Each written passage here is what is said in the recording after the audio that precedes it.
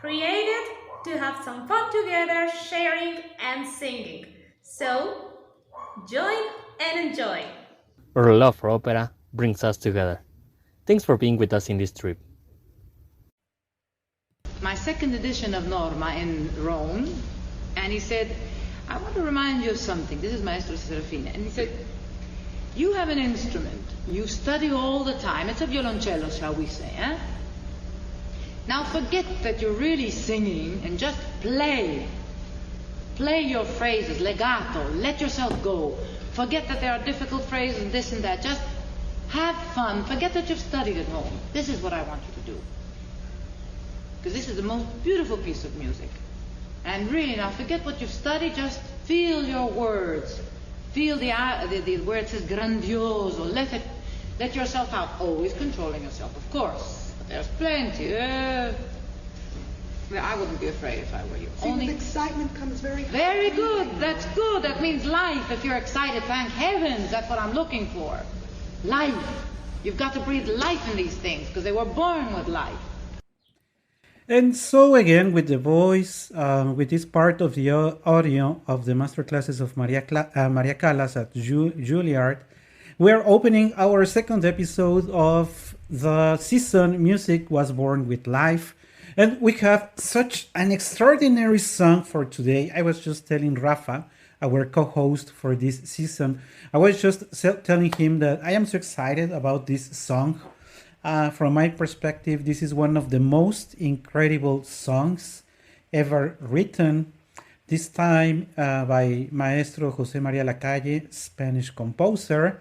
And we're going to be explaining a little more about him. But before we get there, why don't we say hi to Raffa? And Raffa, why don't you share us, how did you get to know about this song? When was the first time you heard it?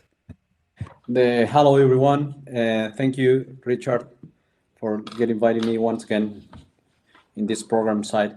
The first time that I noticed that this beautiful song exists in this kind of genre of music, it was in 1990 when the three tenors concert in the World Cup soccer was at that time.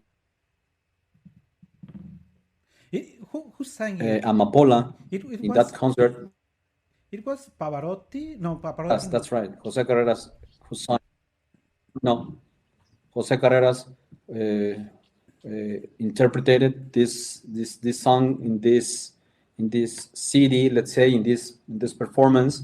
And my point of view, it's a great performance from Jose Carreras at the end. But you can see that I'm not fan of Jose Carreras because I think he has some limits in his interpretation, in his powerful, and obviously when you are comparing versus Pavarotti, for example, sometimes Carreras gets a little bit lower in that level, you know. But at the end, it likes me too much how Jose Carreras interpreted this beautiful song, and that's the reason why I noticed that this song exists. But then, when I was a student in the college, there was a contest, a musical contest, and among the guys or the people that were in the contest, they were playing ballads or rock and roll or something like this, and I came with this song with Amapola, and the whole crowd in a way gets confused, and in another way gets amazing. They were kind of surprised, no, because at the end it was out of the things that they were used to play in the performance in the contest, you know.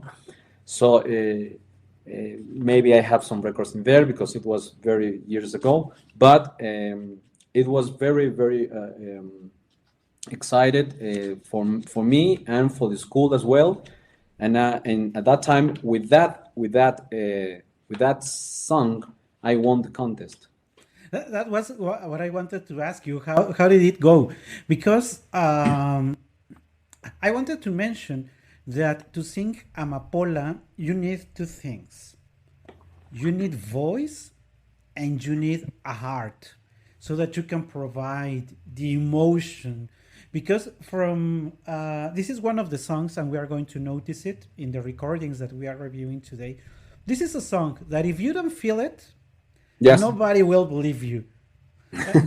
And for that reason, I wanted to start a little, instead of going directly into the first recording, I wanted to mention a couple of things around interpretation. Of course, I would like to hear it from you.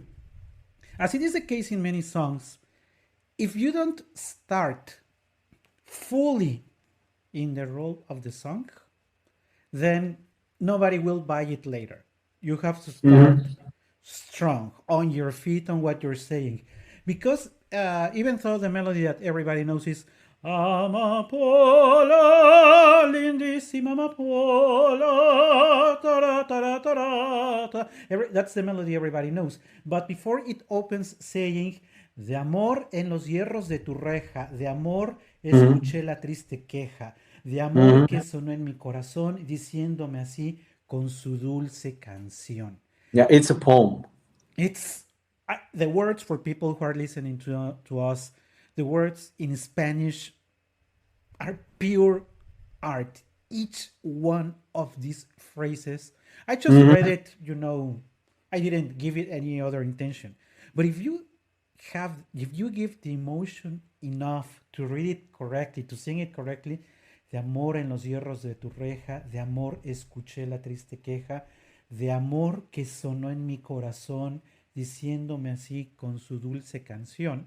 Also because there is an effect there, con su dulce canción, the way Maestro Lacalle gives more length to the final syllable of this first phrase, it's truly a masterpiece.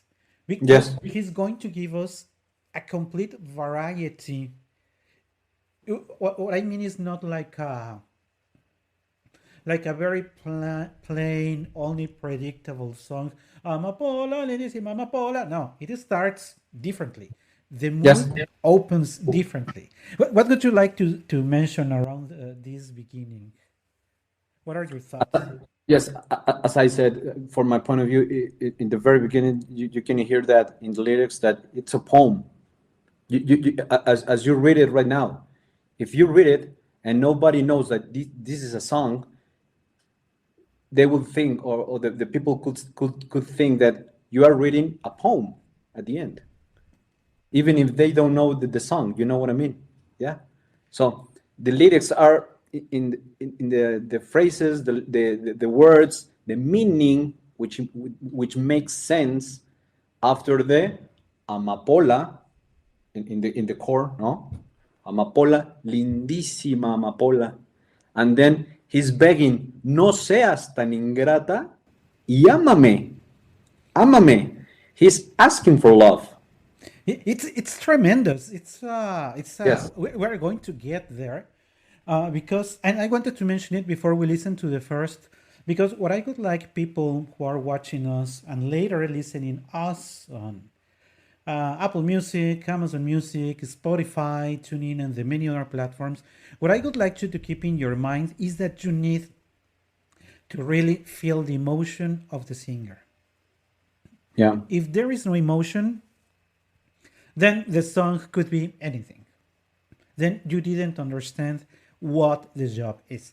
And I think that if you won the contest that year, is because you really made the job of going through the words, of going through the melody, and giving each of the phrases the emphasis, polishing it at each and every syllable so that the song was unique.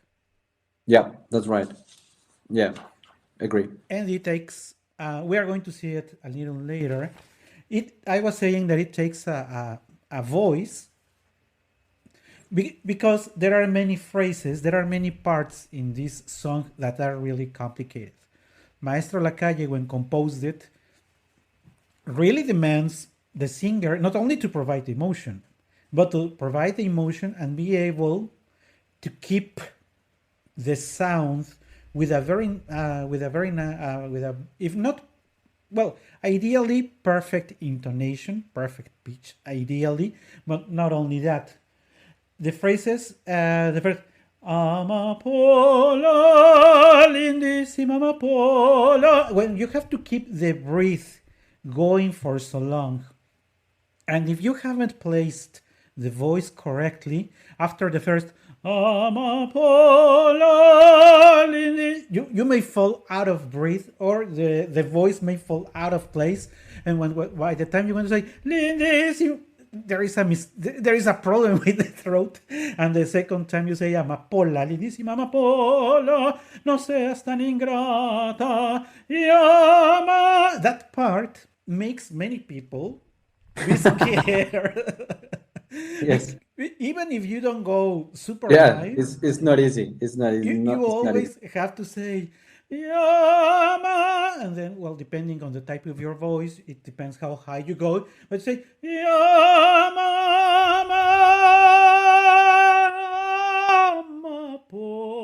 That's one way of doing it. You grow. You see like an explosion. Amapola. Como puedo. It really depends on the interpreter. There are many ways to do it, but that's one of the keys on understanding, or you will be able to witness if the singers actually understood it. Because if they just went flat, Amapola, como puedes tú vivir tan sola, they could be singing anything else. Would you like to add more on to explain the difficulties of singing this tremendous song? I think, as you said, the interpretation would be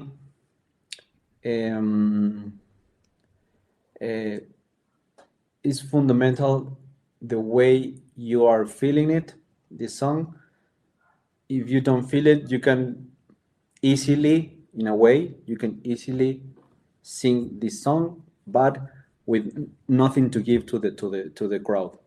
Okay, so if you really want to have a great performance, because this song is created in order to the tenor, in this case the tenor or the singer, can bright in the scenario, you know, that besides that this is a poem and it has a great arrangements, in the musical arrangements and so on.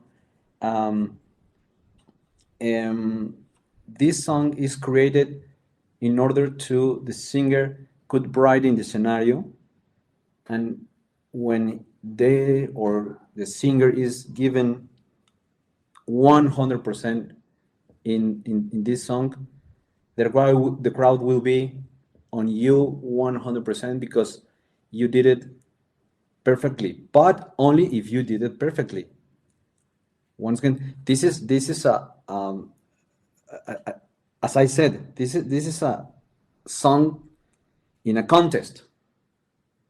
To be in a contest and do it right and do it well and do it perfectly, in order that you can bright and you can say, hey, everyone, let's get out of my way because this is me with Amapola, all right? Because all the songs or other singers, whatever it is, will be below of me, because at the end, this song, Amapola, will give lyrics, music in arrangements, and voice, quality of voice. Once again, if you performed correctly, in a proper way. And I also wanted to mention to that point that there are many opportunities for the singer to prove he's doing a great job. Of course, you can go always high notes, because for tenors, that's the easy way out, you know. And keep it for long, man, so that people say, he sustains the long for too long. But you can play with the style, as I was telling you.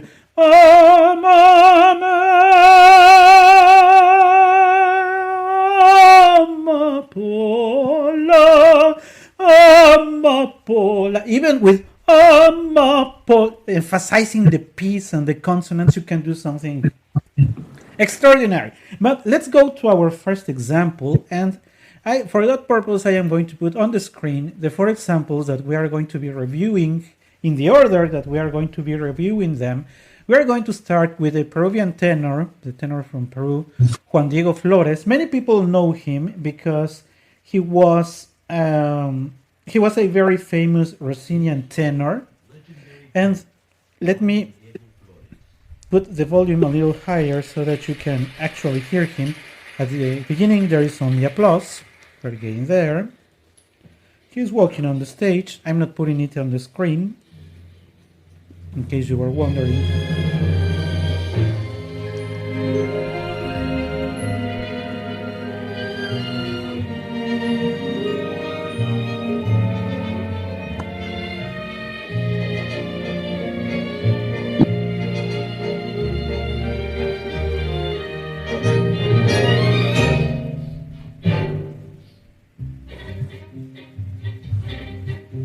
De amor en los hierros de tu reja,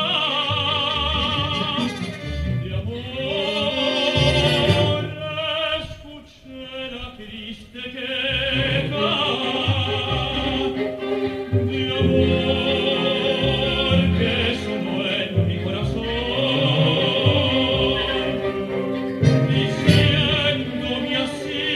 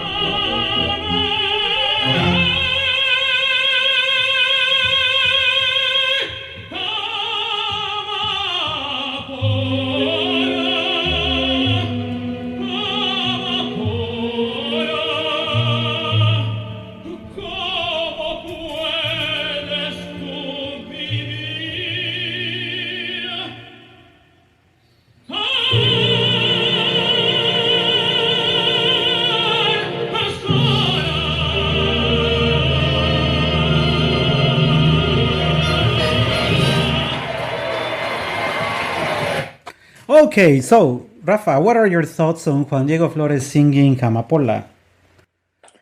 Well, first of all, the orchestra is great. The musicians are great. The arrangements, the music and arrangements are great. My point of view, this song, the best way to interpret or to have a good performance should be, right, in a way, should be with an orchestra behind you. The environment is different, all right? His interpretation is totally devoted. He expressed the accents perfectly with the lyrics as I said, in a total devotion. He's totally delivering his soul in this interpretation. I liked very much the color and the voice timbre in his performance. Is pretty clear, very clear. The most that I really like is a little bit of the final. It was exceptional. This passaggio between in Amame.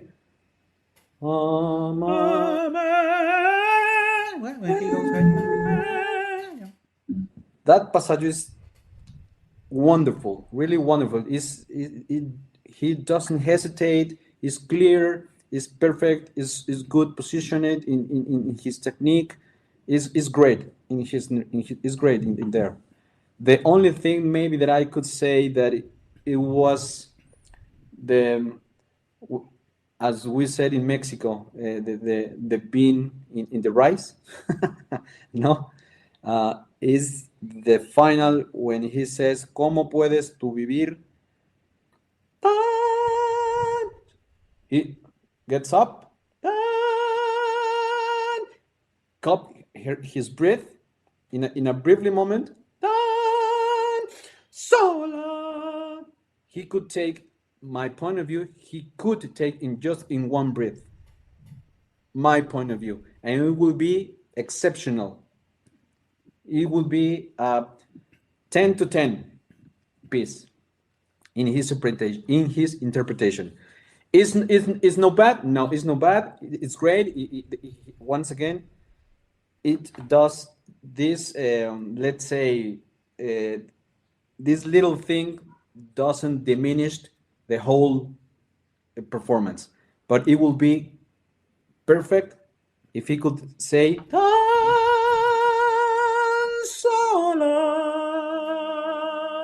and close. Okay, that's what I will say in just one breath. Well, I'm afraid I have a very different point of view as in regards to Juan Diego Flores.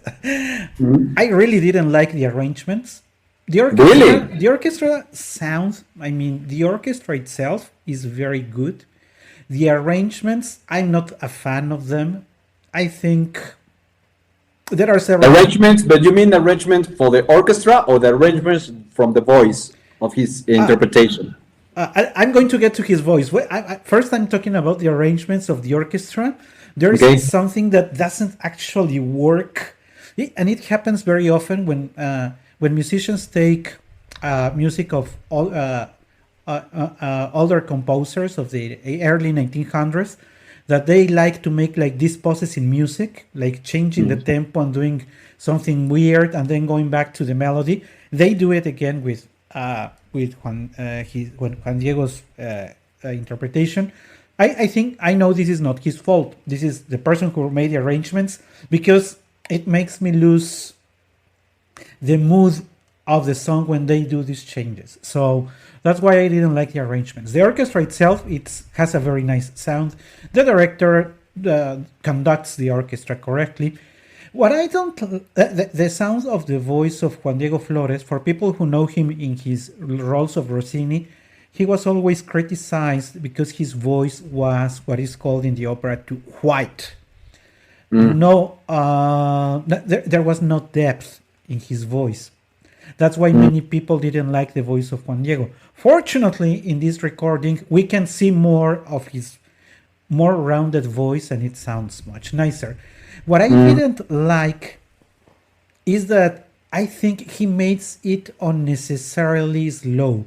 And it could be because of the arrangements of the orchestra. Somebody told him, de amor en los hierros de tu reja, de amor. And it has to be, the mood is, de amor en los hierros de tu reja, de amor. It's a little more faster, and he sings it more lyrically continuous, like if it was a Puccini aria.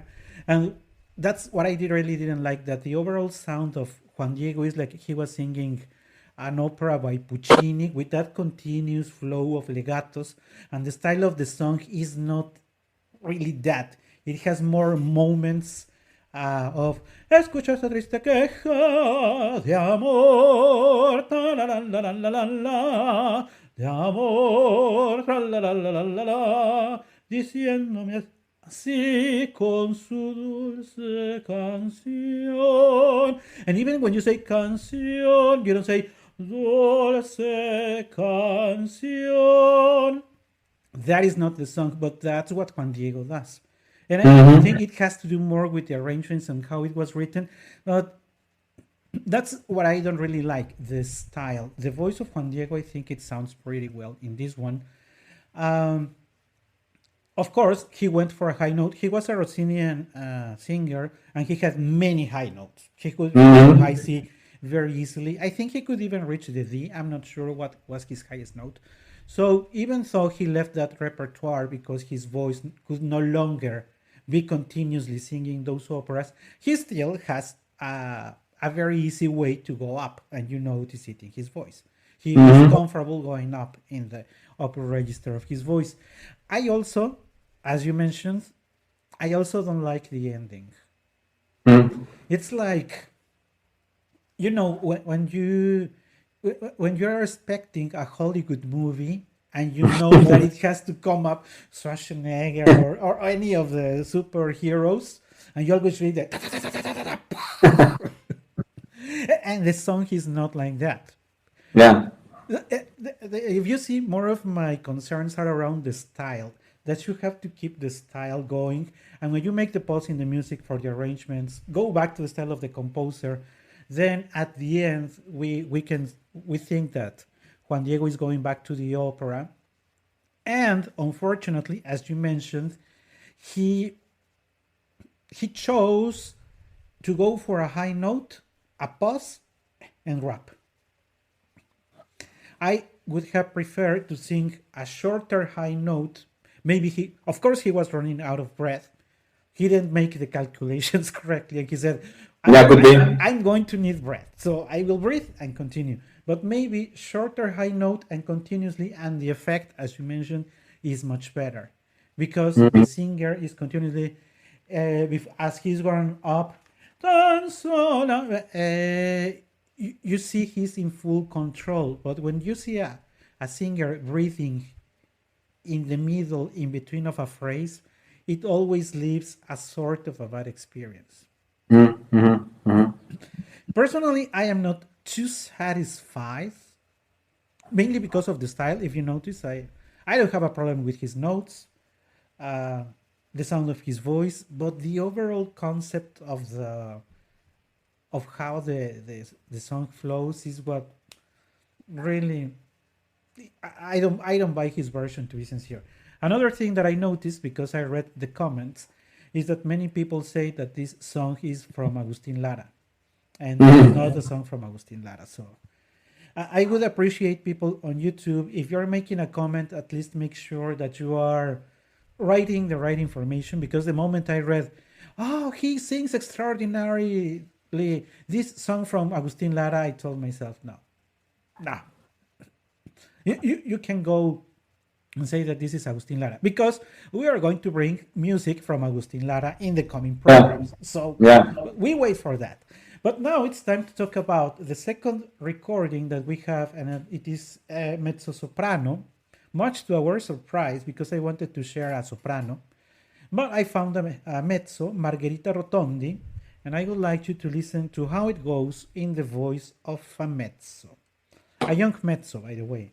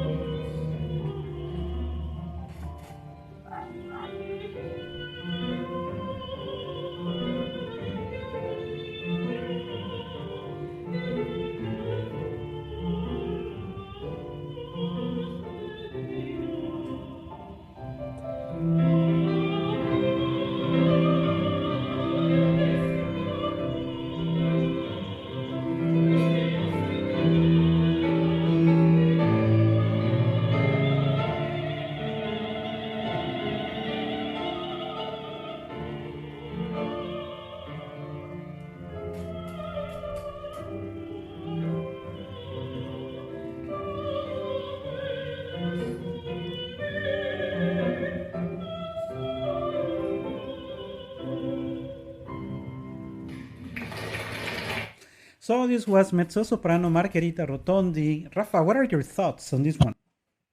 First of all, you need to consider that, as I said before, singing just piano and voice is completely different piano with an orchestra. Always. The errors or the brightness will shine at the end. Will be you can see that very quick. Even that you don't know anything about music, you know. And obviously the musicians will see that errors or that kind of stuff that will appear just with the piano and the voice. All right. And so we need to take care about this, because in a comparison between Juan Diego, for example, which has the whole orchestra, is different between this. All right.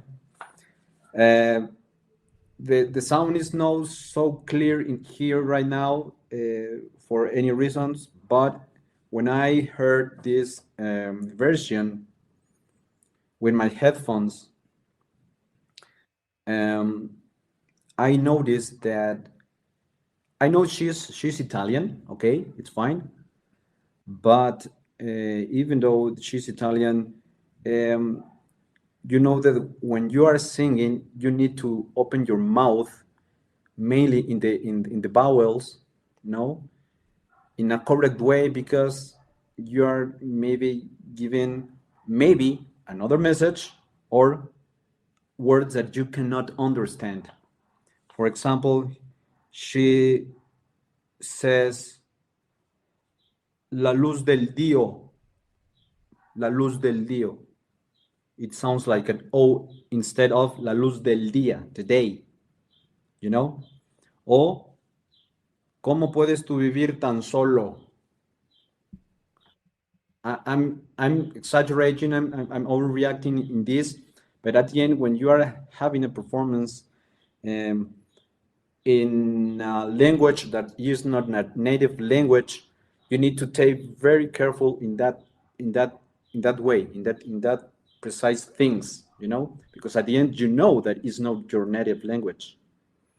So the vowels has to be precise in a way. In fact, the word Amapola, which is the title of the songs, it sounds like Amapola between O and A. So once again, she has to be very, very careful in that. My point of view, she has a very nice voice, very, very nice voice. She has a good technique for breathing. She as well. She doesn't hesitate in any moment.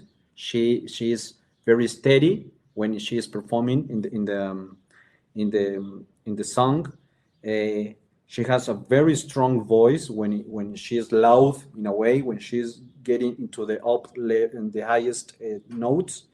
It's nice for me. It was a nice presentation in there.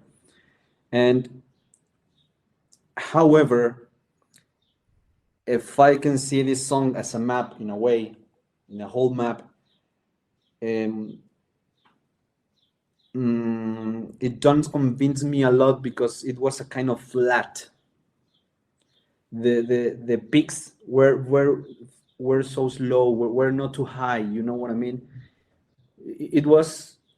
There were the peaks in which the song needs to be peaking there in that position, in that note. But out of this, he sung in a very flat way. My point of view. That's what I will say. Well, let me share now my comments.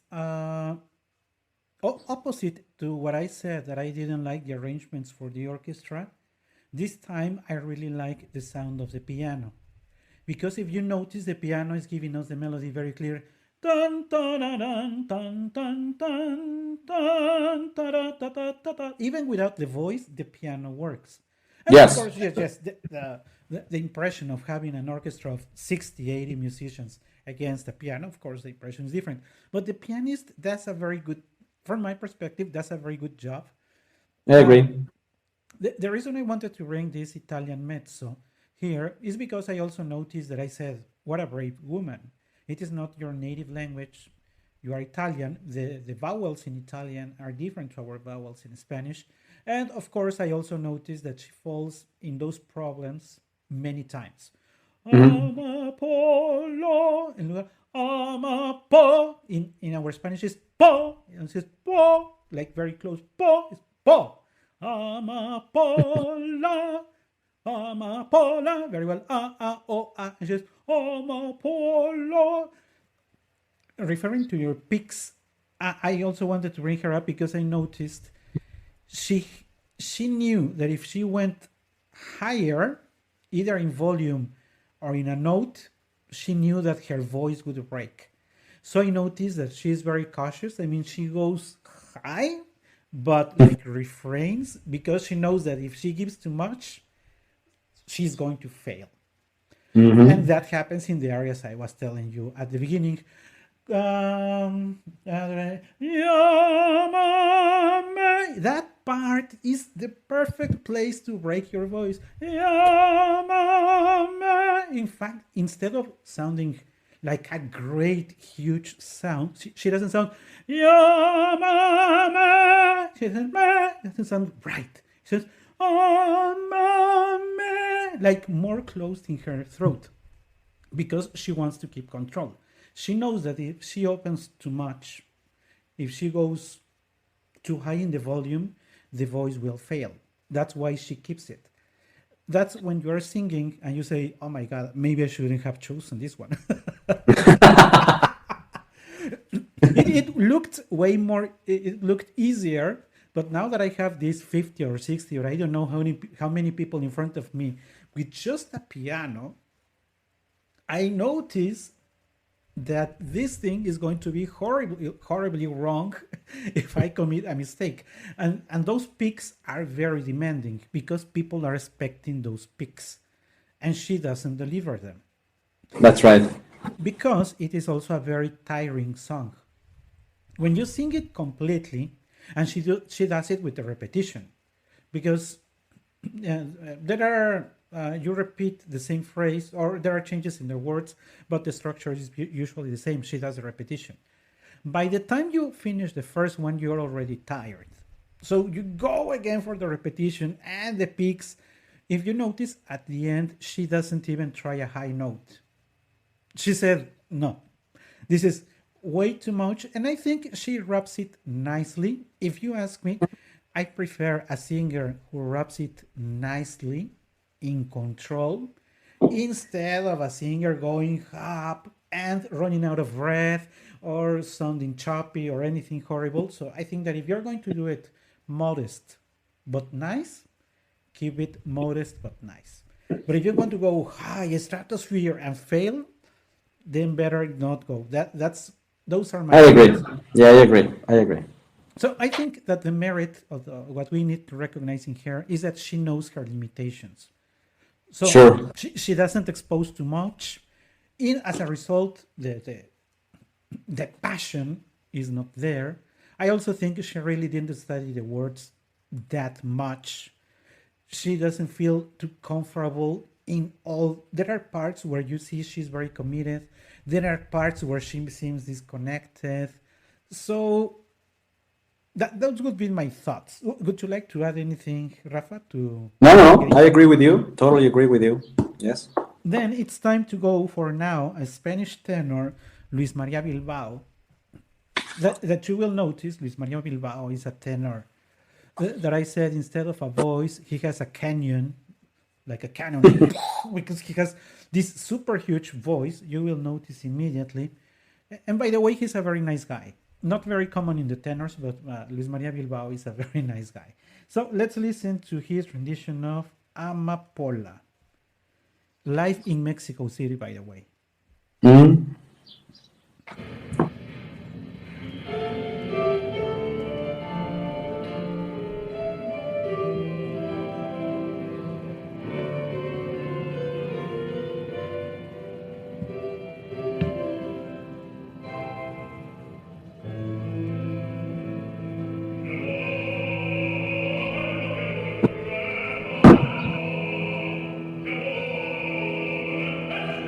Segreto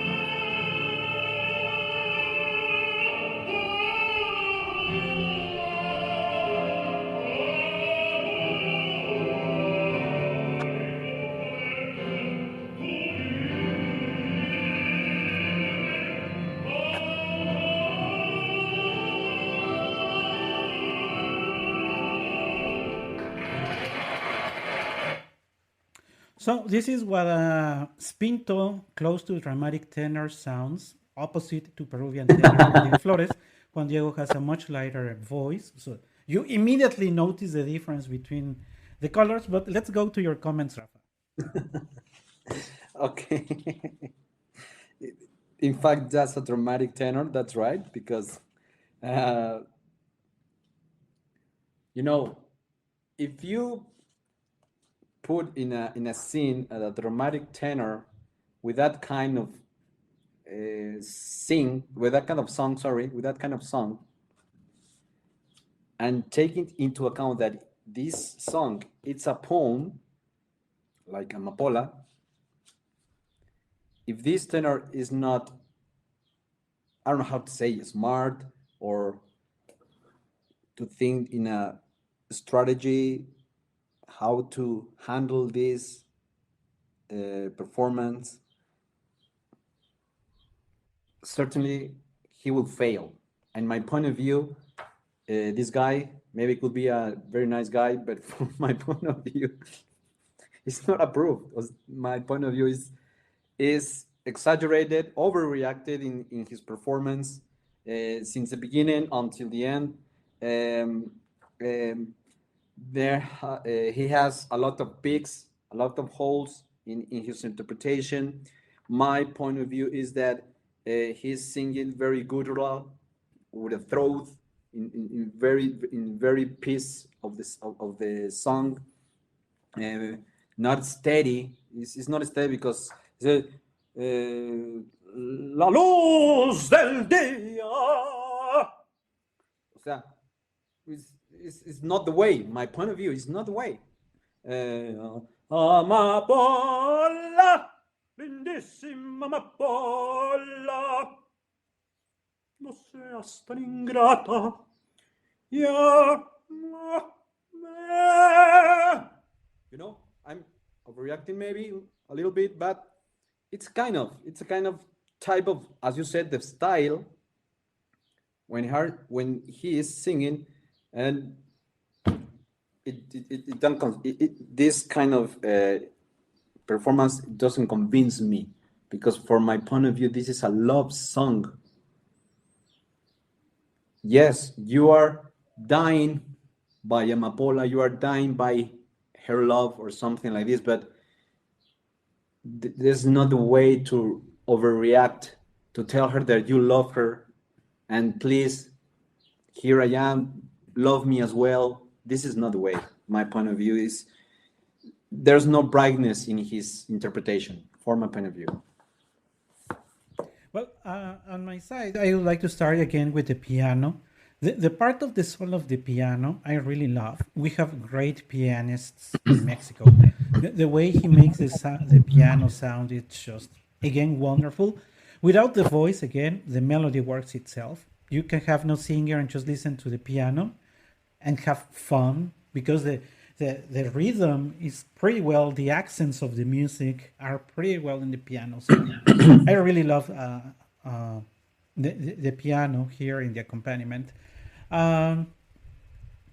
This has always been the problem with huge, powerful voices, that even when if they try to take out all the pasta to sound softer, they sound childish or even ridiculous, because the voice is so huge that if your voice naturally is like shouting out and you take that out of your voice and just sing with a partita, something doesn't work. That's why many dramatic heavy tenors don't go for songs, because they always have a horrible time trying to work on the emphasis and the syllables and making it believable.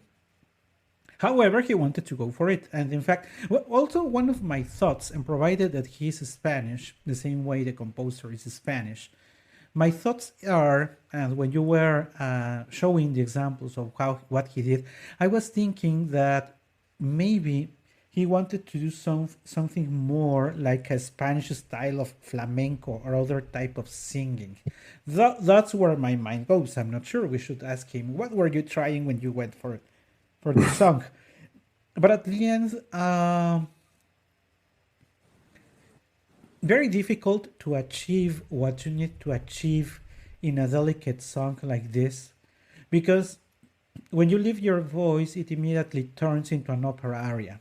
At the end, it's basically an aria of the opera. Again,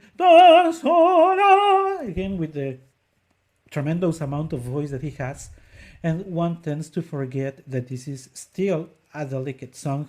What the mezzo brought us, because she brought us a more delicate interpretation. Now, Luis Maria goes to the other extreme and gives us a lot, way too much, of parts where we needed the voice to be more calm, more intimate, more convincingly. So I think that he doesn't achieve that. However, we also know that people, when they attend concerts, this type of music, they are expecting the high notes. So when they say, "Oh, look at the volume of their voice," they will immediately give the applause. Even if it doesn't work, 99% of the times, people will give you the applause because that's what people need. But if you want to analyze it more from the style of the composer, that's when you say, something's not really working. Also, as you said, there are problems in understanding the vowels and the words. There are many parts when we cannot really understand what he is singing, which is sad, because if you speak Spanish, you want to understand the content in your language.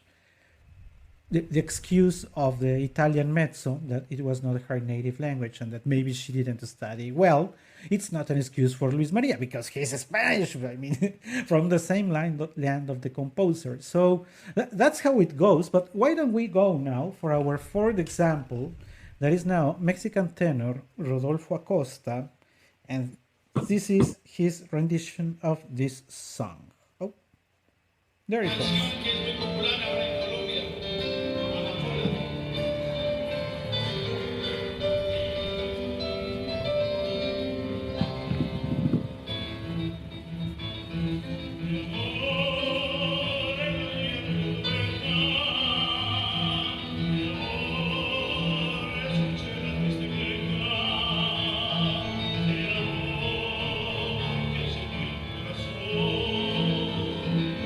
Siento que así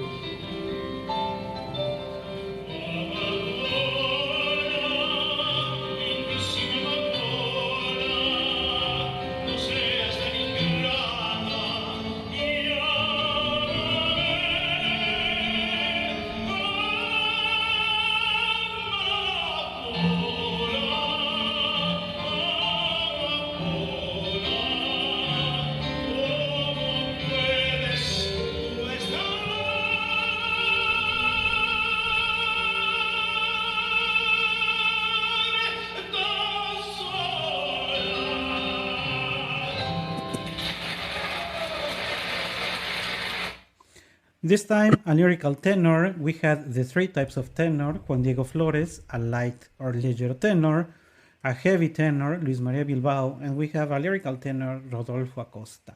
What are your thoughts, Rafa? Well, I think that as all the versions in piano, I think the piano was okay in the three versions. Maybe you can have my point of view. The version in piano is the best. Is the Italian? It's a great piano there. But the other ones, the other two, they were okay. It's fine. You can see a tenor much moderated than the other one. His voice has body, he has rhythm, interpretation. He doesn't have those kind of overreactings in their interpretations. He feels the song, the lyrics, the most of the song. He feels the lyrics precisely. There were some things in there that little seconds, let's say, in a way, or yes, little seconds for his breath. For his breathing, there were some chords in his breathing. Maybe are not so noticed at the moment, but when you are analyzing, you can notice that. The thing in here, in the passaggio, in ¿Cómo puedes tú estar? In that part, he didn't he didn't support in his diaphragm, or something happens in there, because at the moment that he needs to explode and gets to that tone, in that note, he breaks down, and I don't know how to say desafinar, gets out to the on speed. Off Yeah. pitch. Off, thank you. Off pitch. And he breaks down in there.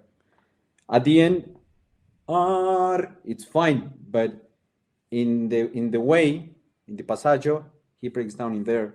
So it was not in a way. It wasn't steady in there, because at the end he was out of the comfort zone at the end. And besides, at the very end, instead of the lyric says, ¿Cómo puedes tú vivir? ¿Cómo puedes tú vivir? He says, ¿Cómo puedes tú estar? He chose the A because A is a strong vowel, and it's best to think. It's better to think. It's better to sing. Sorry, instead of the I, because the I is much difficult to sing in that level of note. Maybe it was a tricky thing, or this is a strategy thing, or maybe he just forget, or I don't know. But at the end, he make it up. It's fine.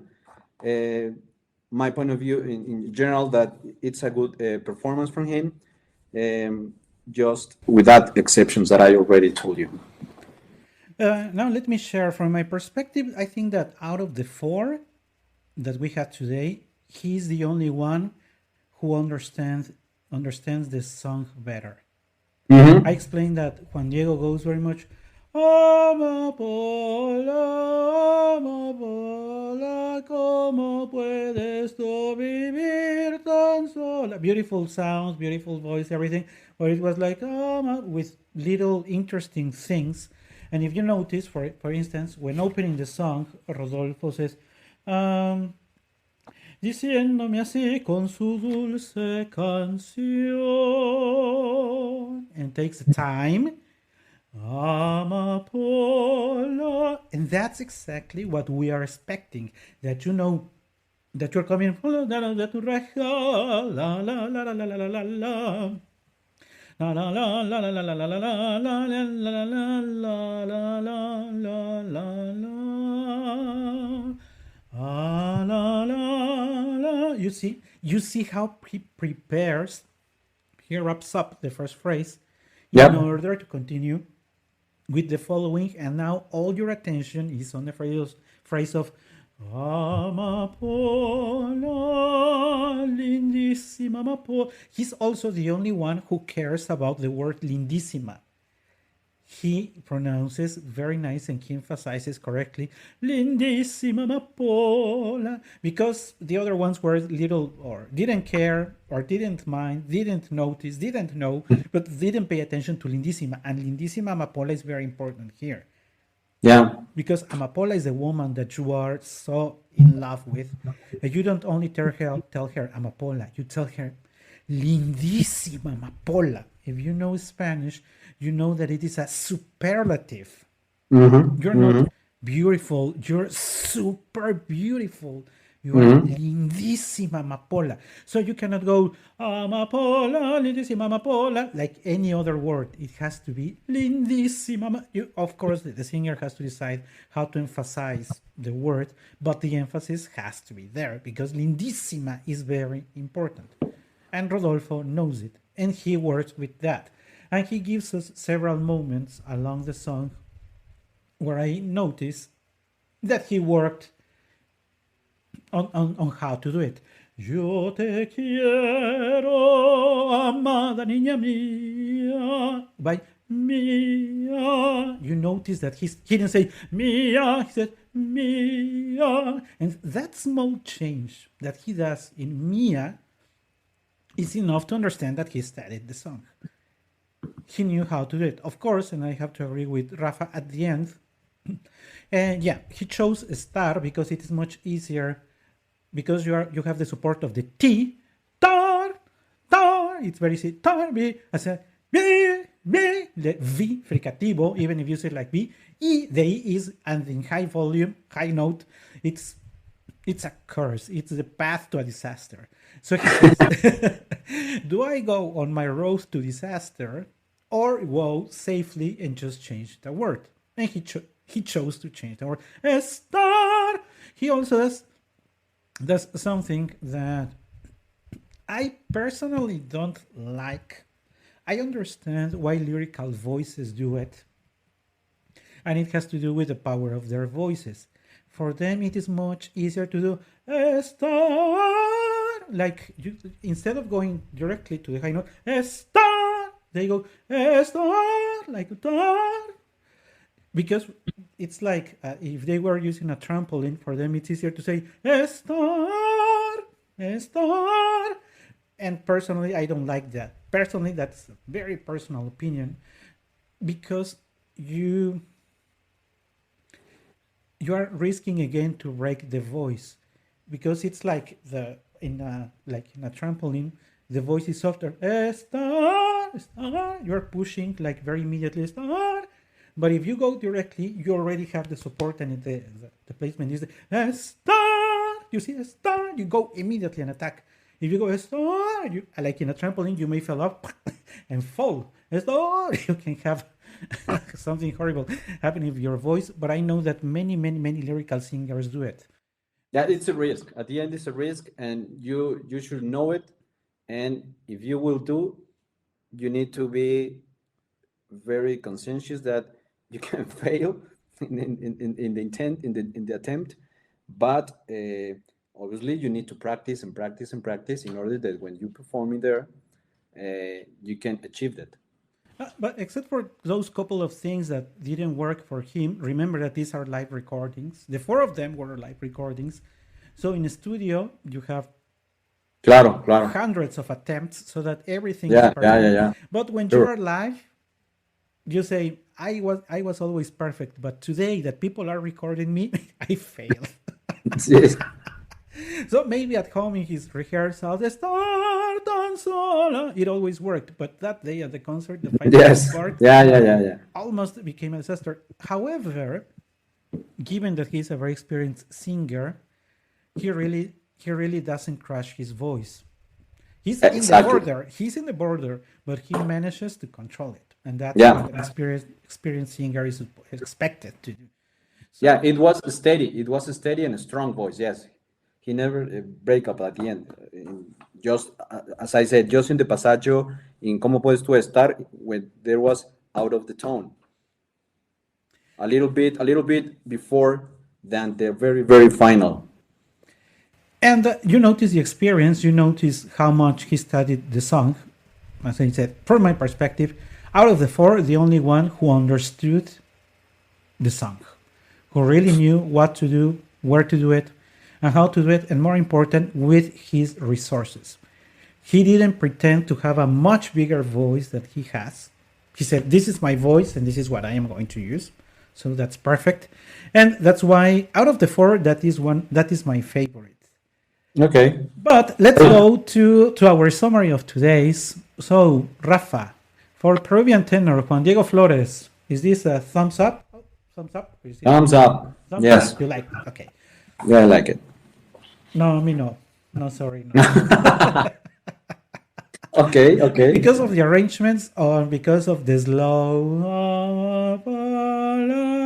Because of that, sorry. I know, but as you said, for example, you said another thing, but I prefer, I rather an interpreter that maybe abuse of his la, la, la, in a love song, in a poem song. I rather this kind of interpretation than the other side of the other dark side of the moon. No, which is Amapola, bellissima Amapola. It's not. It doesn't match in there. You know, it doesn't match in there. So that's the reason why it's thumbs up, because you're right. It maybe abuses in this wave and loveliness and blah blah blah. Okay, it's fine, but at the end, in a way, it's much closer, for my point of view, to understand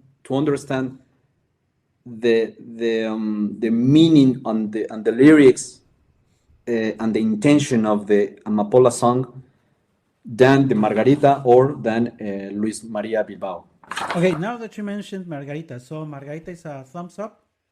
A thumbs Fun up? thought, yeah, thumbs up. Margarita? Yeah. Yeah, I would also give a thumbs up for Margarita. Yeah, thumbs up. It's fine. She's fine. An Italian mezzo going for this difficult song, I think it's My point of view, she's not great, but she's fine. She do it very well. and with the great pianist that she has. Yes, exactly. Helps. Yes, I agree. Now, I well, agree. already you told us, but still you have to say thumbs up or thumbs down for this. Okay. Message was very clear, and as much as I appreciate Luis Maria, I also have to say that I don't think this is his best work.